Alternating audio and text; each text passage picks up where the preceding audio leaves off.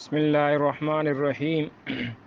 تفسیر ابن کثیر کی 5ویں جلد میں لکھا ہے، بعض آسمانی کتابوں میں یہ روایت نقل کی گئی ہے، حدیث قدسی ہے، اے ابن آدم، میں نے تجھے اپنی عبادت کے لیے پیدا کیا ہے، پس تو اس سے غفلت نہ کر، میں تیرے رزق کا ضامن ہوں، تو اس میں بے جا تکلف نہ کر، تو مجھے ڈھونڈ تاکہ مجھے پا لے، جب تو نے مجھے پا لیا تو یقین مان کہ تو نے سب کچھ پا لیا، اور اگر میں تجھے نہ ملا تو سمجھ لے کہ تمام بھلائیاں تو کھو چکا۔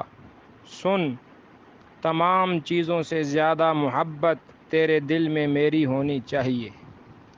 یہ حقیقی بات ہے کہ اللہ مل گیا تو سب کچھ مل گیا، اگر اللہ نہیں ملا تو کچھ بھی نہیں ملا۔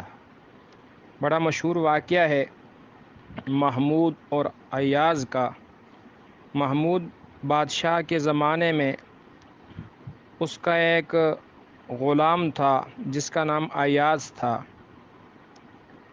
وہ ایاز سے بڑی محبت کرتا۔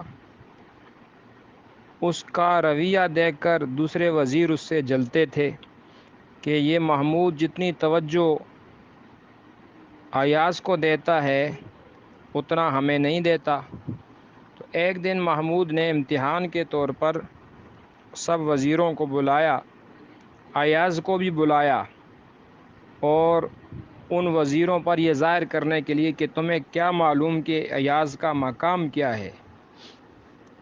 تو محمود نے اپنے دربار میں بہت ساری چیزوں کو